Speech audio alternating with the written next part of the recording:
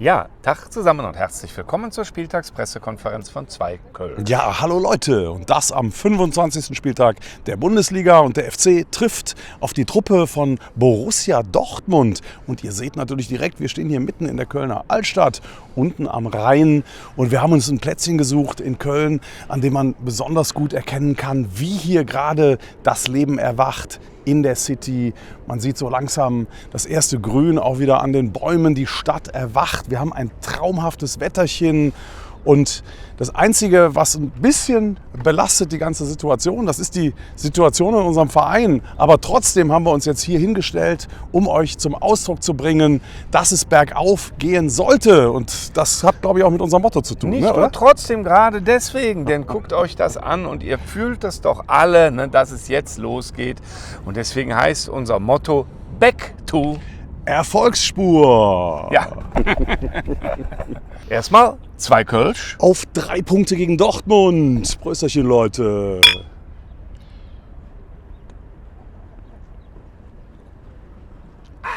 Wir bleiben beim 0-0. Also, wenn man back zur Erfolgsspur kommt, dann heißt das ja vor allen Dingen eins, nämlich, dass man mal da war. Ne? Denn wir haben doch erfolgreich begonnen in der Saison.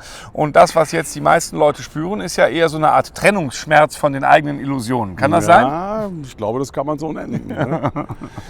Also ich hatte übrigens auch lange die Illusion, das vielleicht noch zum Thema Erfolgsspur, dass ich, was meine Gesundheit anbelangt, wieder zurück bin in der Erfolgsspur. Leider Gottes auch 2 Wochen nach unserer Aschermittwochs-PK immer noch angeschlagen. Aber ich bin definitiv auf dem Weg der Besserung angekommen.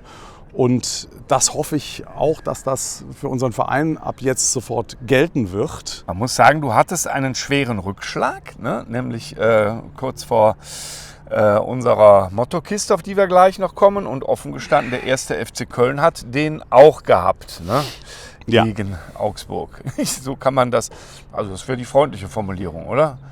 Naja gut, ich meine, wir haben ja immer gesagt, dass wir mit der Leistung der Mannschaft grundsätzlich zufrieden sind. Also wenn etwas gestimmt hat, dann war es immer der Einsatz, immer der Mannschaftsgeist, der Kampfgeist. In jedem einzelnen Spiel haben wir das unterschrieben.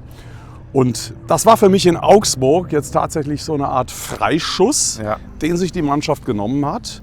Das kann man ihr auch zugestehen. Also wenn sich das wiederholt, ich glaube, dann kriegen wir wirklich allerspätestens ein richtig großes Problem. Aber ich bin sehr großer Hoffnung, dass die Mannschaft das auch sofort registriert hat, auch wenn man die einzelnen Stimmen nach dem Spiel sich angehört hat in den Interviews. Die Jungs wussten ganz genau, dass sie in die Kacke gegriffen haben. Und jetzt mal völlig unabhängig von irgendeiner Trainerdiskussion, ich glaube, in dieser Mannschaft gibt es nicht einen einzigen Spieler, der das nicht korrigieren möchte.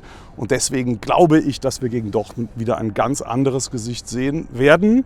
Ob das dann zum Erfolg führt, schlussendlich, das bleibt natürlich abzuwarten. Ne? Das bleibt abzuwarten, aber ich habe genau das ja die ganze Saison, wir haben es beide gesagt, wir werden mit Sicherheit nicht hier groß die Keule schwingen und kritisieren, wenn die Leistung und der Einsatz stimmt.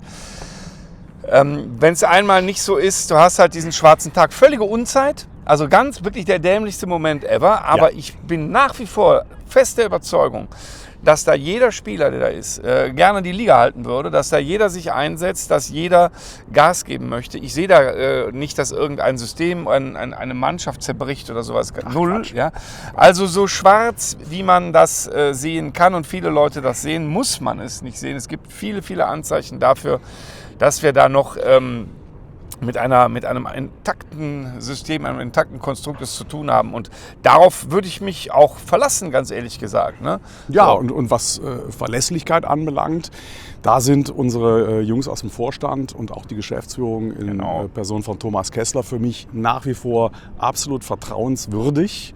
Und nicht umsonst ist diese Entscheidung so, wie sie jetzt getroffen wurde, trotz dessen, dass die natürlich auch, sagen wir mal, sehr flexibel bleibt.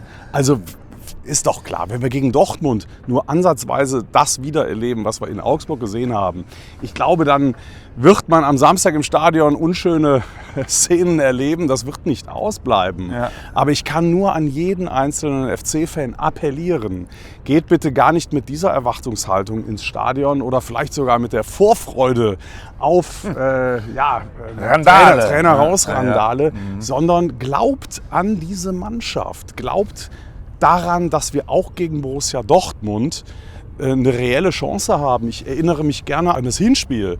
Wir waren ja auch damals in Dortmund, wo wir äußerst unglücklich erst in der Nachspielzeit das Ding 0:1 verloren haben.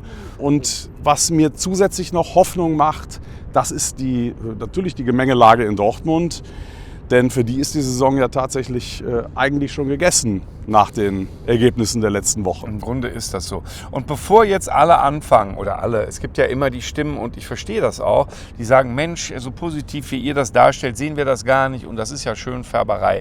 Es ist ja nicht so, als würden wir nicht auch sehen, was schief läuft. Ja? Also man müsste ja blind sein, um nicht zu bemerken, dass der Trainer sich, sagen wir mal, in der Öffentlichkeitsarbeit etwas schwer tut. Ja? Also die Statements sind nicht nur grenzwertig, sondern da sagt man, hätte besser den Mund gehalten. Mit der Entschuldigung hat er dann nochmal Öl ins Feuer geworfen. Das haben wir ja alle wahrscheinlich breit diskutiert. Das ist fraglos so. Das bedeutet aber nicht, dass man gleich das Kind mit dem Bade ausschüttet und sagt, das geht ja alles überhaupt nicht mehr. Es kommt dumm zusammen. Natürlich hat er sich sehr viel Glaubwürdigkeit weggenommen über sein Verhalten und dann kommt so eine Scheißleistung gegen Augsburg. Klar denkt man dann, scheiße, jetzt schwimmen uns die Fälle weg. Aber wenn man es ein bisschen nüchterner betrachtet, dann haben wir über große Teile der Saison gute Leistung gebracht, uns nicht so belohnt und wir haben jetzt Spiele vor uns, die eher lösbar sein sollten. Insofern gibt es für mich jetzt noch nicht einen Grund, in völlige Panik auszubrechen und auch den Trainer so vollkommen zu verdammen, finde ich nicht richtig. Nee, also Panik mit Sicherheit nicht. Man muss es aber schon auch realistisch sehen, dass es nicht alleine die Äußerungen auf Pressekonferenzen sind. Denn also wenn du es nur daran ausrichten würdest, dann müsstest du ihn längst gefeuert haben. Natürlich spielt das Sportliche eine Rolle und das Sportliche ist im Moment ziemlich erfolglos. Also er knabbert tatsächlich an den Statistiken des Herrn Gisdol und anderen Leuten, die längst gefeuert waren. Bei allem, was unter einem Punkt pro Spiel war, Anschnitt. Und wir haben jetzt genau einen Punkt pro Spiel und das ist definitiv normalerweise zu wenig. Aber es gibt eine andere Statistik, die immer noch für ihn spricht und das ist der Platz 13, auf dem wir stehen. Wir stehen immer noch über dem Strich und es gibt einige Mannschaften unter uns, die in derselben Paniksituation sich befinden. Also ich kann nur empfehlen, den ganzen Schreihälsen, die es bei uns gibt, geht mal ins Gladbach-Forum, geht mal ins Werder-Bremen-Forum, geht mal ins Wolfsburg-Forum, schaut euch das mal an, was da geschrieben wird. Und die Texte sind völlig austauschbar. Also so viele Mannschaften können allerdings nicht absteigen, wie eigentlich schon feststehen als Absteiger, wenn man sich die Fanforen, die Meinung in den Fanforen mal anschaut. So, also, absolut, ja, es ist so. Ne? Und nochmal zurück zu Kwasniok. Logischerweise, wir alle können nicht jeden Schritt, den der macht, verstehen. Und im Nachhinein sind auch oft Dinge da, wo man dann das Gefühl hat, ich habe sofort gewusst, was für eine depperte Aufstellung war, dass das halt alles nicht funktionieren können. Aber bei aller Kritik, was ich echt schade finde und was man viel liest, wenn man sich ein bisschen rumtreibt bei Facebook, Insta und Co., ja, dann geht das oft wirklich sehr ins Persönliche und unter die Gürtellinie. Und ich würde gerne appellieren, wir beide würden gerne appellieren daran, dass ihr mal dran denkt, dass da ein Mensch ist, der sich gerade für unseren Verein, für sich und für die Mannschaft einsetzt. Es ist dessen Traum gewesen, erste Liga zu trainieren. Man kann jetzt sagen, er hat die Kompetenz nicht komplett, es fehlt ihm dies oder das. Darüber kann man immer diskutieren. Aber dieses auf die Fresse hauen, dieses zu aggressive und den Leuten quasi jegliche Existenzberechtigung absprechen, das geht echt zu weit. Und das bringt mich auch eher in die Situation zu sagen, nee, jetzt erst recht. Also so geht es eigentlich nicht. Das können wir nicht machen. Ja. Wer soll denn du hast es eben gesagt, als wir hinfahren, wer soll denn bitte auch sonst zu uns kommen, wenn der sieht, dass die Leute alle gevierteilt werden, gefährt und geteert und gefedert und an die nächste Laterne gehängt, wenn irgendwas mal nicht gerade läuft. Also ich kann nur sagen, ich schäme mich zugegebenermaßen für einige Äußerungen, die unser Trainer in einigen Pressekonferenzen von sich gegeben hat. Aber ich schäme mich genauso für das Verhalten vieler FC-Fans und für die Kommentare in den Kommentarspalten. Das ist ein Niveau, das da mittlerweile erreicht ist. Leute, es geht so nicht. Und es ist mir zu sehr angepasst auch an das Verhalten generell in den sozialen Medien, sagt man immer so schön. Mittlerweile sind es ja wirklich die asozialen Medien geworden. Und die Art und Weise, wie kommuniziert wird. Übertragt das doch bitte, versucht es doch vom FC fernzuhalten und euch nicht an der Stelle auch auf dieses Niveau runterzubegeben und eine Sau nicht nur durchs Dorf zu treiben, sondern sie alle 5 Meter auch noch sich hinsetzen zu lassen und ihr einmal in den Hintern reinzutreten. Ne? Das ist echt unterstes Niveau. Ich meine, wir sprechen jetzt mit den Leuten, die es ähnlich sehen. Lass mich das vielleicht gerade noch sagen. Ja. Es geht um unseren Verein. Wir sind an einer ganz entscheidenden Situation. Und natürlich sind die Stimmen da, die sagen, der Trainer muss sofort getauscht werden, sonst steigen wir ab. Aber habt ihr auch bitte immer mal drüber nachgedacht, dass es durchaus sein kann, dass man den Trainer jetzt tauscht und es passiert entweder gar nichts oder man verschlechtert sich sogar. Und du hast die Beispiele, hast du ja in der Bundesliga. Ja. Also wenn ich mir Werder Bremen, der neue Trainer verliert erst mal 3-mal. Jetzt haben sie zu Hause 1-0 mit Hängen und Würgen gegen Heidenheim gewonnen. Ja, stimmt. Wenn du dir anschaust, Borussia Mönchengladbach, ne, Polanski, der hat gar nichts gerissen, im Gegenteil. Ja. Der wird auch zerrissen, genauso wie sein Vorgänger Soane.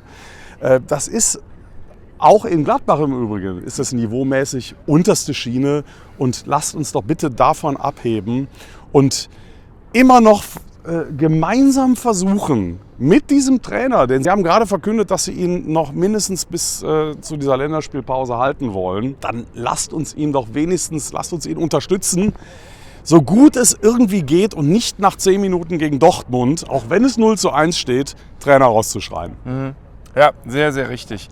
Also es geht ohnehin nur gemeinsam. Wir haben das ja auch schon mal, ne? Jetzt sind die Fans gefragt. Es ist so, in den Krisensituationen müssen wir zusammenhalten. Und wenn man nicht zusammenhält, dann ist man eben Teil des Problems und nicht Teil der Lösung. Und wir sollten alle Teil der Lösung sein.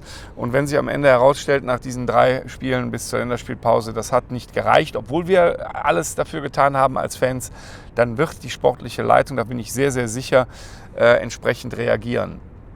Weil also jetzt, glaube ich, ist noch nicht der Zeitpunkt. Und egal wann der Zeitpunkt, wir müssen alle dafür sorgen, dass die Jungs merken, wir stehen hinter ihnen. Auch wenn sie mal so einen Ausreißer haben. Mhm.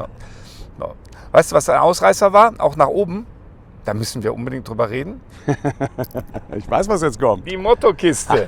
Ihr habt es ja wahrscheinlich mitbekommen. Ne? Wir haben einen Live-Auftritt gehabt in der Kölsch-Bar, Mottokiste genannt, am letzten Donnerstag. Und es war, ich sage jetzt, wie wir es empfunden haben, es war so schön. Der Laden war reichlich voll, würde ich sagen. Ja. Ganz, ganz viele nette, bekannte Gesichter. Gibt einem ein wohliges Gefühl von FC-Familie. Kann schon sagen, ne? Und wir haben einfach anhand von unseren Mottos ein bisschen in Erinnerungen geschwelgt und haben ein bisschen und in Emotionen geschwelgt. Emotionen, genau. Wir haben uns zum Beispiel nochmal zurückbegeben, damals ins Jahr 2017, haben das nochmal gefeiert. Wir haben auch über die aktuelle Saison gesprochen und an der Stelle tatsächlich gemerkt, dass man, wenn man die Shirts nebeneinander legt, dass man so eine gewisse Zeit damit ganz gut beschrieben bekommen. Ja. Denn wir schreiben das ja immer auf die Shirts, das ist unser Vorteil.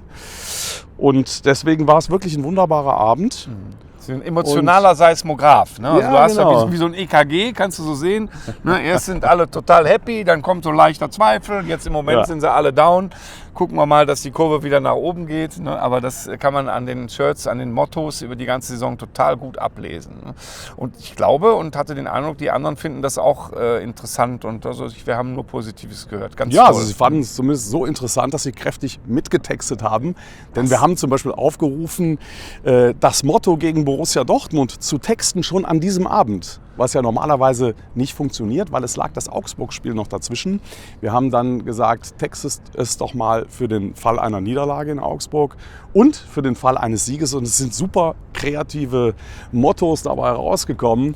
Leider Gottes hat keiner damit gerechnet und wir haben das ja auch nicht getan, dass der FC so dermaßen ins Klo greift mit dieser Leistung, sodass leider Gottes so geil die Mottos waren. Ja. Keins in Frage gekommen ist jetzt für das Spiel. Ja. Also es war jetzt mal unabhängig davon, dass keins jetzt in Frage gekommen ist.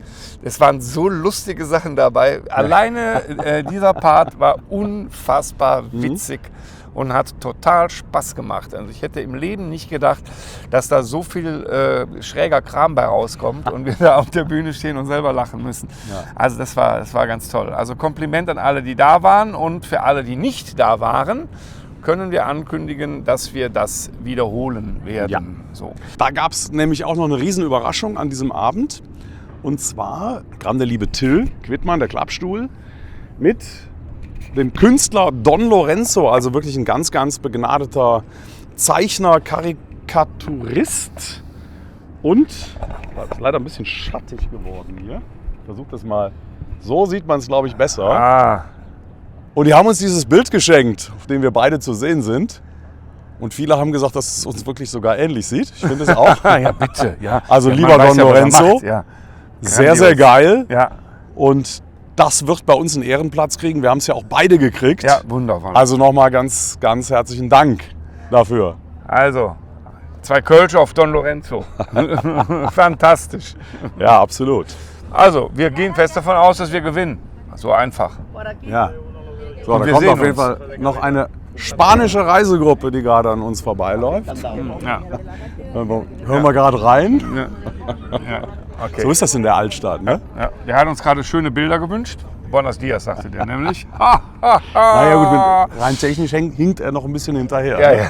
ja. Aber würde ich egal, schon sagen. Ja. Egal. So, mit diesem wunderbaren, hochwertigen Gag verabschieden wir uns Ja.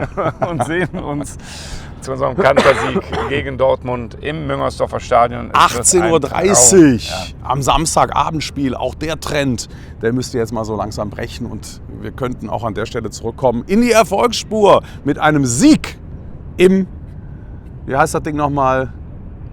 Das Topspiel des Samstagabends, genau. Heißt das? Okay. Das Topspiel Macht's gut, des Leute. Samstagabend. Tschüss. Grüß euch schön.